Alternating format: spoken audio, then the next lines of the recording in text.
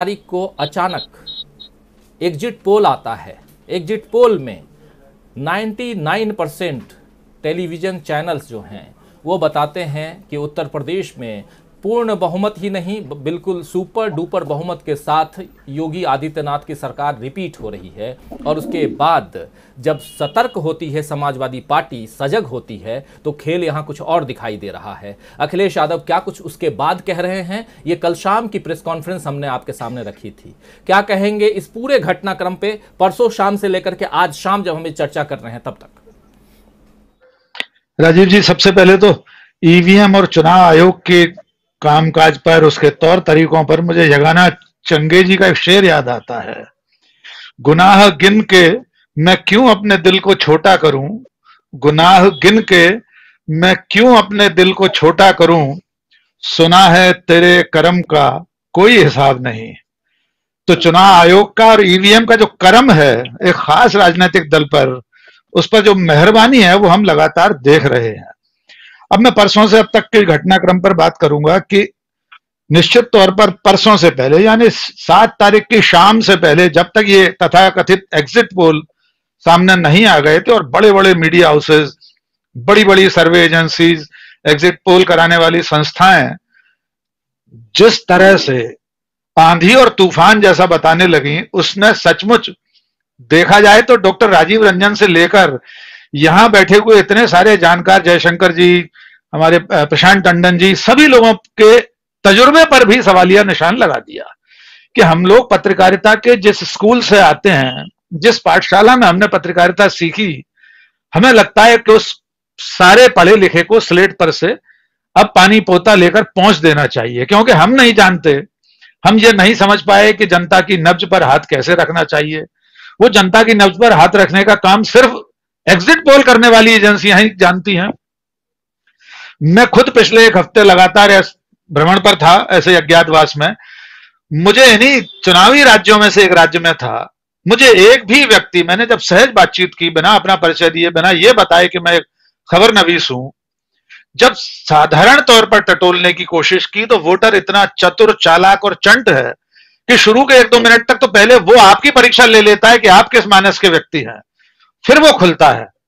मुझे एक भी मतदाता ऐसा नहीं मिला जिसने मोदी योगी के खिलाफ बात ना कही हो, या जिसने खुलकर कहा कि मैं तो वोट देकर आया हूं। ये मतदान के कई दिन पे बाद की बात बता रहा हूं। अब अगर इन सर्वे एजेंसीज के प्रकाश में, इनकी रोशनी में ईवीएम कूद पड़ी है, तो एक तरह से ये कोशिश है कि जो आप लोगों ने, इतने सारे पत्रकार, तजुर्बेकार लोग जो फील्ड में घूम रहे थे, महीनों महीनों तक आप लोग मैदान में थे, प्रशांत जी थे, आप थे, सभी लोग थे, अरुणा जी थी, आप सबने जो देखा, सुना, जाना, उसे इरेज करने की कोशिश है। एक तो ये सर्वे। अब ईवीएम पर आता हूं मैं। आपने बहुत सही सवाल पूछा कि भारतीय जनता पार्टी को पेट में दर्द क्यों नहीं होता ईवीएम को लेकर, इतने हंगामे होते हैं, इतनी पर्चियां गलत निकलती हैं। मैंने शायद पिछली बार भी एक डिबेट में कहा था, क्या यह संयोग है या प्रयोग कि जब भी वो जो शुरू में रिहर्सल होती है उसकी, या बाद में भी मतदान के समय भी, एक्स पार्टी का बटन दबाओ तो कमल के निशान की ही पर्ची क्यों निकलती है? डॉक्टर राजीव, मेरी आज तक ही समझ में नहीं आया। हमने कभी नहीं सुना कि किसी और पार्टी की पर्ची गलती से निकल आई हो, कि आदमी ने कमल के निशान पर लगाया हो और हाथ के पंजे की या साइकिल की पर्ची निकली हो। एक आध बार हो सकता है। तो ये 98-99% जो संयोग होते हैं, ये क्यों होते हैं? 15 जिलों में आपने ईवीएम की अफरा तफरी बताई। ईवीएम तफरी पर निकल जाती है, मतदान के बाद घूमने निकल जाती है। शायद गर्मी गर्मी बढ़ गई है, पसीना आने लगता होगा, तो उसको लगा कि चलो हम बनारस की ठंडी हवा खा करके आए। इसके बावजूद तमाम राजनीतिक दल आवाज उठाते हैं, सिर्फ भारतीय जनता पार्टी नहीं उठाती। लेकिन इस वक्त नहीं उठा रही है तो उन्हें पिछले उनके बयान भी याद दिलाने होंगे। तब हमें याद दिलाना पड़ेगा कि जीवीएल नरसिंह राव ने 2004 और 9 की लगातार पराजयों के बाद किताब लिख डाली थी, at risk, can we believe our EVM machines. Lalkrishna Advani ने उसकी भूमिका लिखी थी। चंद्रबाबू नायडू का संदेश था उस किताब में। जगह जगह जाकर देश भर में किरीट सोमैया, जीवीएल नरसिंह राव बताते थे कि ईवीएम हैक हो सकती है। लेकिन 2014 में सत्ता में आने के बाद ईवीएम ब्रह्मा जी की रची हुई समस्त सृष्टि में एकमात्र ऐसी पवित्र चीज बन गई है जिसे न हैक किया जा सकता है, न जिसे कोई और तरीके से प्रभावित किया जा सकता है। मनुष्य ने रोबोट बना लिए, क्लोन बना लिए, सब कुछ कर लिया, लेकिन ईवीएम इतनी पवित्र है कि स्वयं ब्रह्मा जी भी आए तो उसमें छेड़छाड़ नहीं कर सकते। अब मैं अंतिम बात यह कहना चाहता हूं कि जो निर्वाचन आयोग की भूमिका है वही सबसे ज्यादा सवालों के घेरे में है। वो भारतीय जनता पार्टी के एक आनुषंगिक संगठन के रूप में काम करने लगा है, एक गठबंधन दल के रूप में काम करने लगा है।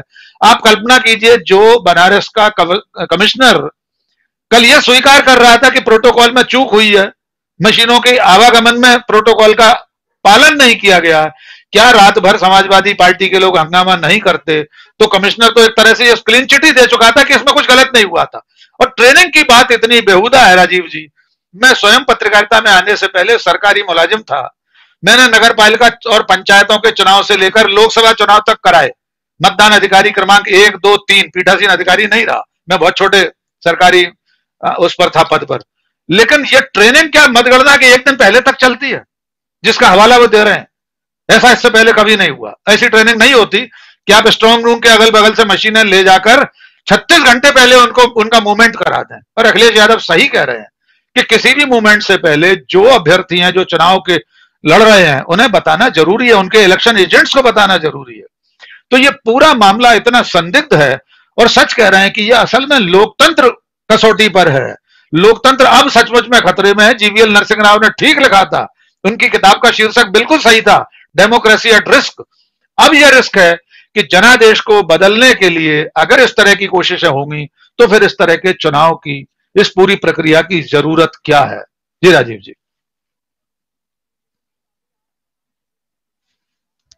जरा सुन लेते हैं कि क्या कुछ कह रहे हैं, जिसका जिक्र आप कर रहे थे बनारस के कमिश्नर साहब का। जरा सुन लेते हैं। हालांकि अब वो हटा दिए गए हैं इस प्रक्रिया से, लेकिन सुनते हैं क्या कुछ कह रहे हैं। मैच करते हुए जगह निकल, अगर वो ईवीएम का नंबर मैच करता है तो फिर हम लोग दोषी हैं। जो पोलिंग में यूज हुआ और वही ईवीएम वो निकल रही है। अगर वो है कि प्रेक्षक को तुरंत बुलाया जाए और जांच करें। प्रेक्षक तो सर यही है, प्रेक्षक तो सर यही है, आपके सामने प्रेक्षक है, पीछे सारे प्रेक्षक बैठे हैं। सही प्रोसेस में सारे प्रेक्षक। अच्छा नियम क्या है? मैंने जो प्रोटोकॉल हुआ, जो ईवीएम का मूवमेंट का, उसमें त्रुटि हुई, ये बात है, वो त्रुटि हुई, इसका हम रिपोर्ट भिजवा रहे हैं। लेकिन ये करना, मैं एकदम दावे के साथ बोल रहा हूँ कि सब पोलिंग ये इम्पॉसिबल है। 3 लेयर सिक्योरिटी होती है, 3 लेयर सिक्योरिटी, एक लेयर भी नहीं, केवल एक एंट्री का गेट होता है, वहाँ पर सीसीटीवी कैमरा लगा हुआ है, सीपीएमएफ लगे हुए हैं, हमारे पोलिंग पर्सनल लगे हुए हैं, पॉलिटिकल पार्टीज के रिप्रेजेंटेटिव भी चाहे तो बैठ सकते हैं, सब उनको लिखित में दिया गया कि वो चाहे तो बैठ सकते हैं। हालांकि शोरगुल बहुत ज्यादा है, लेकिन उसमें भी आवाज समझ में आ रही है। कह रहे हैं कि हालांकि ईवीएम के मूवमेंट में जो मूवमेंट हुआ है उसमें त्रुटि हुई है, ये कमिश्नर साहब कह रहे हैं। और इसी पर हम बात कर भी रहे थे, राकेश पाठक जी यहां अपनी बात रख भी रहे थे। ऐसे बहुत सारे